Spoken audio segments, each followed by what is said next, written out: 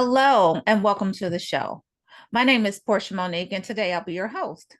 Joining us is the esteemed Dr. Sharon Bragman, a trailblazing geriatrician and Alzheimer's expert dedicated to advancing equitable healthcare. As the chair of geriatrics and director of the Center of Excellence for Alzheimer's Disease at SUNY Upstate Medical University, she's at the forefront of groundbreaking research, ensuring Black communities aren't left behind in the fight against Alzheimer's. Dr. Bragman, welcome. Oh, thank you for having me. Absolutely. Now, I want us to understand Alzheimer's better, right? So there are quite a few disparities with the disease. It disproportionately affects Black Americans, yet they are often underdiagnosed and undertreated. What are some of the key factors contributing to these disparities? So there are so many factors. First of all, a lot of people don't know what the difference is between normal aging and memory loss and what could actually be a disease. So I will have patients who come to me who already have pretty advanced disease because they didn't pay attention to some of the early signs and they thought it was normal. The other thing that happens is that sometimes people don't have a doctor that they can go to, or if they go to a doctor, they may not take their concerns seriously. So I get referrals, and the patients will tell me, oh, my doctor said, what do you expect at your age? As though it's normal. And so then people miss that opportunity to get effective treatments. So there are many different things. But in terms of the disparity, I think we have to think a little bit more broadly than Alzheimer's disease starting when we get older. So we know that Alzheimer's disease is a disease of aging, but when we talk about brain health, it's something that we have to look at throughout our lifespan. It Mm, doesn't just suddenly become important when you're 60 or 65.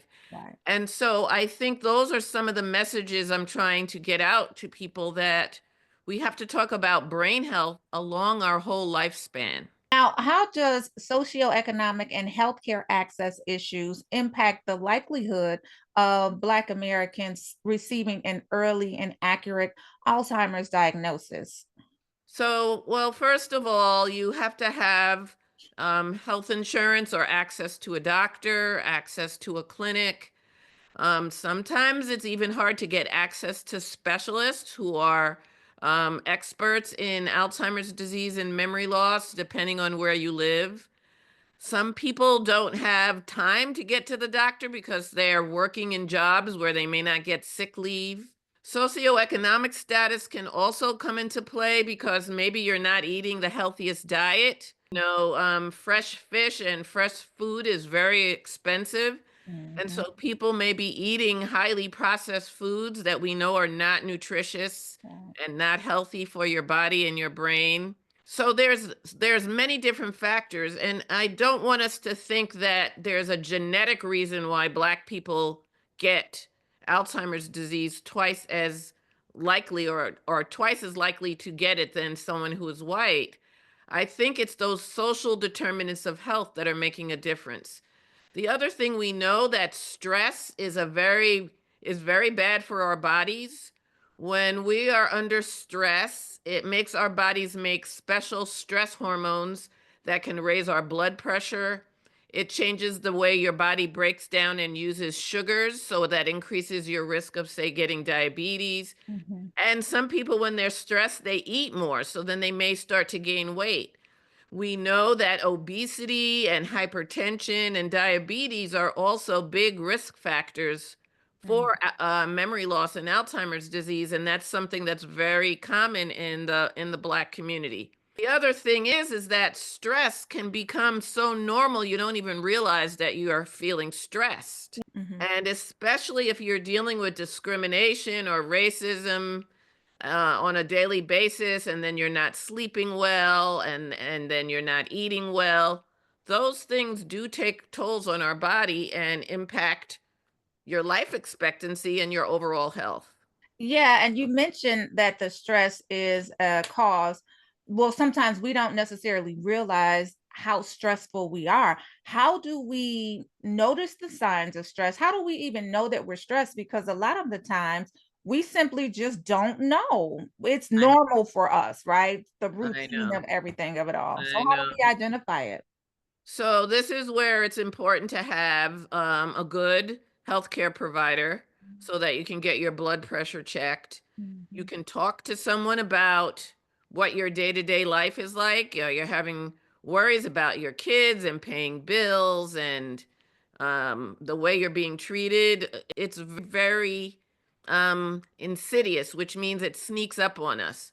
Is your Mhm. sleep getting disturbed? Are you having trouble falling asleep or staying asleep? That's another sign of stress, and that takes its toll on your brain. So you have to break it down into little pieces because there's usually not one single cause. It's usually a lot of little things.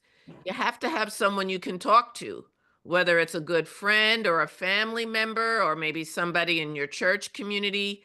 And one of the things that is really downplayed in our community is talking to a talk therapist, somebody who can help you work through these things.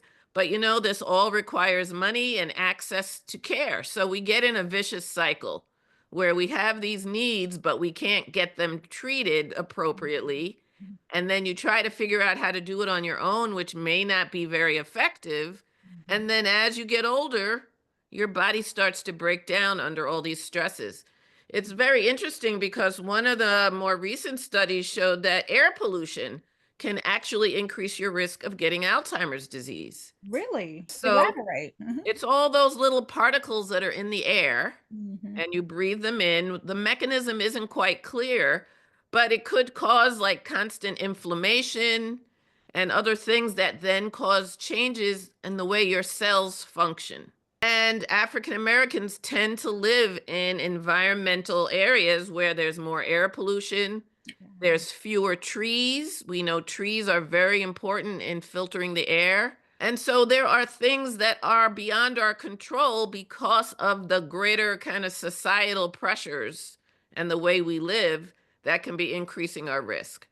So that's why we have to think more broadly than, oh, I'm 65 years old and I can't remember where I put my car keys. Right. So there are some things that are normal as we get older. So, for example, it takes longer for us to process information, and it may take a little bit longer to retrieve that information. So, if you've ever been like at a party or something and somebody comes up to you and you can't remember their name, and you could remember their mother's name, their brother's name, you think it starts with a M and you can't remember. And Mhm. then later on, you're driving home and it comes to you, Mhm. right? Slow retrieval is actually a normal part of aging, but you have to be able to get that information at some point. If that information is lost, Yeah. then we start to worry.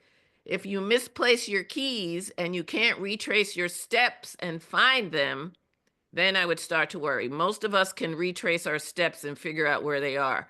But if you can't retrace your steps or you find your keys in a really strange place in the freezer or something that you can't explain, then I would be more concerned. So that's why it's important to talk to somebody who can help you work through all of these things.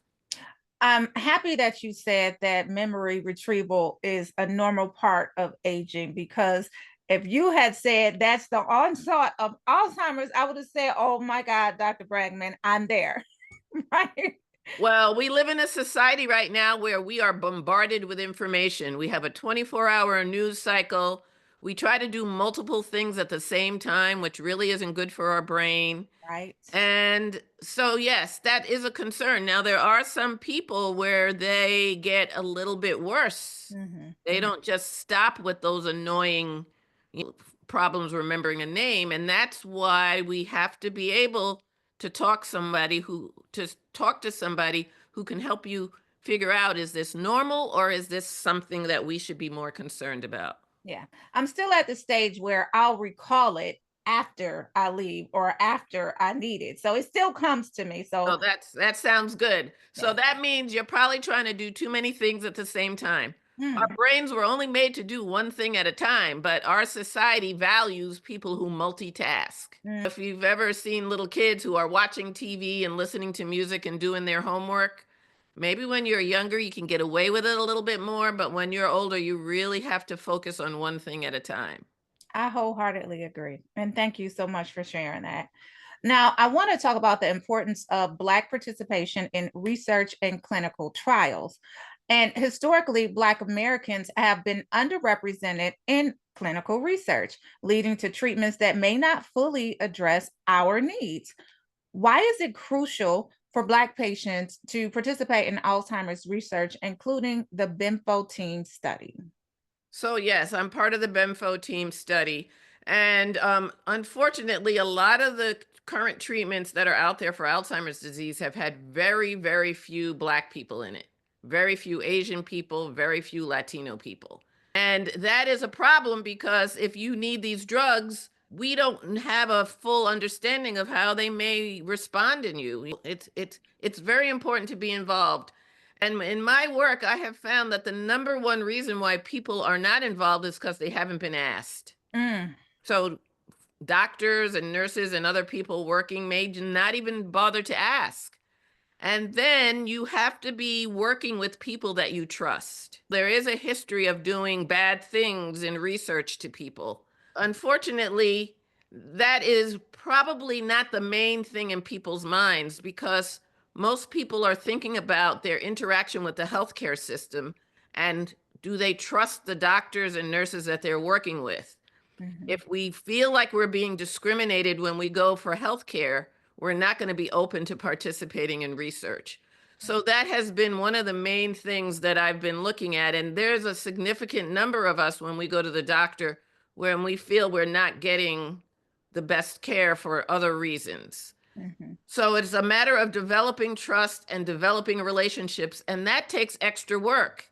And a lot of big research centers have not done that extra work it takes to reach out to communities and develop a relationship. Don't just call up somebody when you want something, mhm, but see what those needs are, develop a relationship, and then someone may be more likely to participate in research. So that's what we have been doing. We have been doing outreach to talk to people about this disease, about memory loss, what is normal, what is healthy, what isn't, and then why it's so important to be part of the solution. We talk so much about how the risk is higher.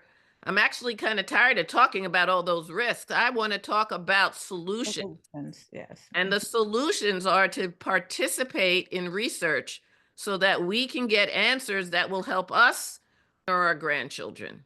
Yeah. Now, you briefly touched on the fact that in our community, we often mistrust our healthcare providers because of historical context and purposes, right? So, um, there's just this overall mistrust of the medical research. How can researchers and healthcare professionals work to rebuild that trust? So that is a very, very good question. And that's what takes a lot of work.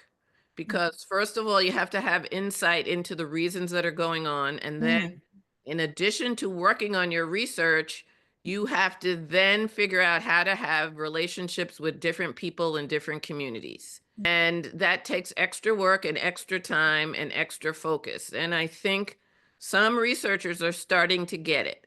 Now, there was another issue that you touched on earlier in terms of we simply don't participate in the trials. How do we get invitations to them other than the doctors asking us? Like, is there some type of information that we can go out and seek and then want to participate in those trials? So sometimes there may be advertisements or information in the community about these trials, but I'm not sure how many people pay attention to them if they're on the radio or in television. Mhm. Most of the contact comes from word of mouth or talking to other people. And so it often comes from your doctor who sees you and says, "Oh, I'm aware of this trial. This is something you should think of."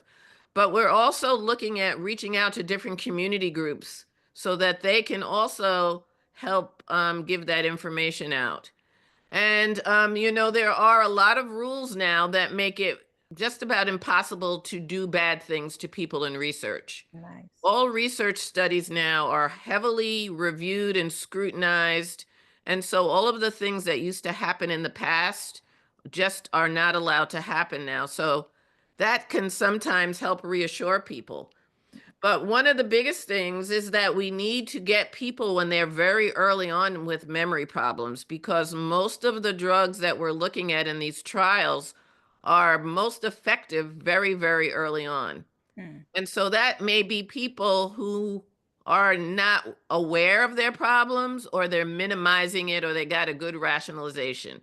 So, mhm, for example, I would have a patient who says, "Oh, I'm retired now. I don't have to worry about what day of the week it is and what time it is. Oh, I'm just stressed out. I haven't had a good night's sleep. That's why my brain isn't working well."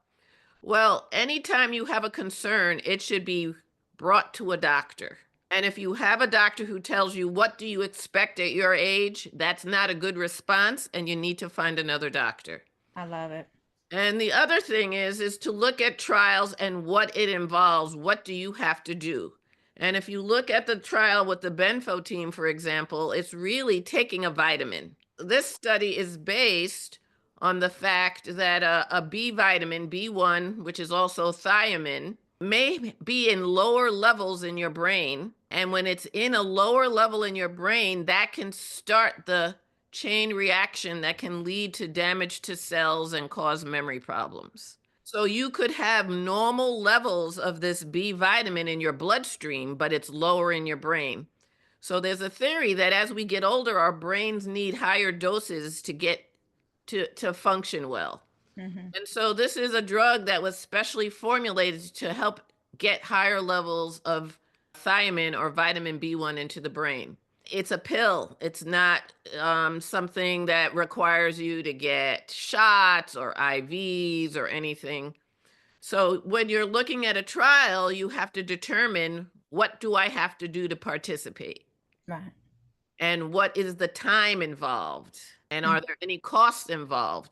Most studies should reimburse you for any costs, like mm, transportation or other things. And how much stress is it for me to participate? right. One of the things I found is that sometimes researchers don't understand the person's day to day life, and they think that they have 4 or 5 hours to come into their research center and do all sorts of tests. And Mm, that's not realistic. And right. so that's when researchers don't understand the patient population. So then they develop a protocol or a policy for their research that just can't be met by that community. Mhm, So it's really important for researchers to get input from communities about their project as they're developing it. So then there aren't unintended consequences, and they don't create research projects that nobody can really be eligible for yeah, example, or yeah. want to do. So Mhm, looking at that project, you have to look at it carefully and find out what's involved and see if you're able to make all the required visits to check in. And sometimes you need to have blood work. Sometimes you have to go through memory tests just to see how you're doing. And all of this is explained very carefully so that people can make a good decision about participating.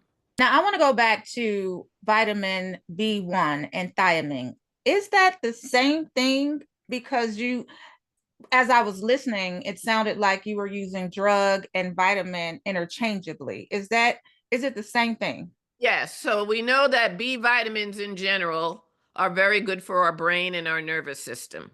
And Mhm, this study in particular is looking at vitamin B1, which is also called thiamine. mm, So a lot of times in medicine, there's two names for everything that we do. So you might have heard of vitamin B12 or vitamin B6. mhm. There's a whole spectrum of B vitamins, but this particular study is looking at vitamin B1, which is also called thiamine. Okay. And thiamine is very important for brain function. It helps with memory and overall brain power. So, would your recommendation be to start at X age on taking some B vitamins, or should we always get consulted by a doctor? So, in general, if you're eating a healthy diet, you should be getting a full spectrum of vitamins in your body. Mhm, But this is a little different because even if you have normal levels of vitamin B1 in your bloodstream, it may not be in your brain. And that may increase your risk of getting something like Alzheimer's disease. So, this particular study is looking at a specially formulated form of vitamin B1 that will raise the amount of it in your brain. Gotcha. So, yes, for general health, we should have the full spectrum of vitamins in our bodies. Hmm. But this is a little bit of a special situation because it's trying to figure out some of the mechanisms that might cause Alzheimer's disease. Hmm. And in this particular case, it seems to be related to having low levels of vitamin B1 or thiamine in the brain, even if it's normal in your bloodstream. Okay. Now, what makes the Bimpo team study different from other Alzheimer's treatment trials? Well, each trial is looking at a different drug or a different approach to a treatment for Alzheimer's disease. Hmm. And there is probably not going to be one treatment. Alzheimer's disease is a very complicated disease. And I think, as do other researchers, that it's going to be a lot of different approaches that we're going to have to take. So the Benfo team is looking at one approach. It's looking at the role of vitamin B1 or thiamine in Alzheimer's disease. Hmm. And there are other trials that are looking at other mechanisms or other pathways that might cause Alzheimer's disease. Now, in terms of equity and future implications, what steps need to be taken to ensure that new Alzheimer's treatments, including those currently in development, are accessible and affordable to Black Americans and other marginalized groups? So that's a whole big issue. That is a whole big issue about how drugs and medical care is financed in our country. And unfortunately, people who do not have a high economic status and good health insurance often get left out. Mm, And that's a huge issue. It's not even just for Alzheimer's disease, it's for diabetes, it's for cancer, it's for hypertension. So, this is a bigger symptom of our healthcare system that needs to get addressed. yeah. But what is happening with the Benfo team is that they're working very hard to recruit a wide variety of people to participate in this study. And there are teams in just about every major city, New York, LA, Atlanta, and even smaller cities like Syracuse. Mm, And the goal is to try to get as many people as possible from different backgrounds mhm, so that we can get as much information about how this drug might work in different groups of people. yeah. And then that helps me as a doctor later when I'm going to prescribe a medication and somebody asks me, what can I expect from the drug? It makes it a lot easier for me to explain it when I can look at the trial and see it included men and it included women. There were Black people, white people, Asians. And so it has to reflect our world Yeah. in order for me to know it's a good drug. Now, we're coming to a close in this interview, and I have a couple more questions for you. One of them is, how do you see the role of Black doctors, caregivers, and community leaders in advocating for better Alzheimer's care and research participation? So I know many people across the country, and this is one of their major focus. And it sometimes takes that level of understanding and connection with the community to point it out to other people. Mhm. And so there are networks of other doctors who are advocating for their patients, for caregivers. You know, caregivers play a huge role in managing Alzheimer's disease. They do the heavy lifting, so to speak, when taking care of a family member. And we want to make sure that they're getting resources that make sense for them and can really meet their needs. So, just like anything, when you have personal experiences that may be a little bit different from the broader group, you want to make sure that the health system is responsive, Mhm. taking care of, and meeting the needs of your patients. Now, final question. What message do you want to share with families, particularly Black families as well, who may be hesitant about seeking care or participating in Alzheimer's studies? So, Alzheimer's disease is a scary disease, but it is a brain disease. It is not normal. So, if you have any questions about your memory, you need to get it checked out. Mhm. And not every memory problem is Alzheimer's disease. I've had some people who are on the wrong medications and other problems are going on, and we take care of that and they don't have Alzheimer's. So don't think that just because you have a memory problem, that means you definitely have Alzheimer's disease.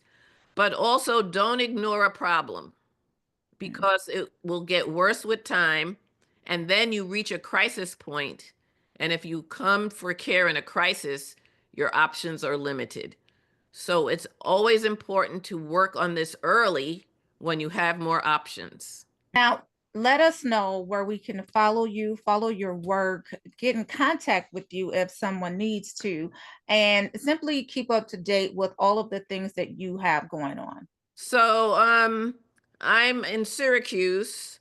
If you have interest in the Benfo team, we can provide contact information to find out where there is a site for a clinical trial. There are ways to help locate experts across the country who are able to help make a diagnosis, and we can provide that information as well. Dr. Bragman, thank you for your invaluable insights and dedication to advancing Alzheimer's research and equity. Your work is truly making a difference in our communities, and you ensure that the Black communities and all communities receive the care and attention that they deserve. We appreciate your time and your expertise. Thank you so much. Thank you so much. It was a pleasure talking with you.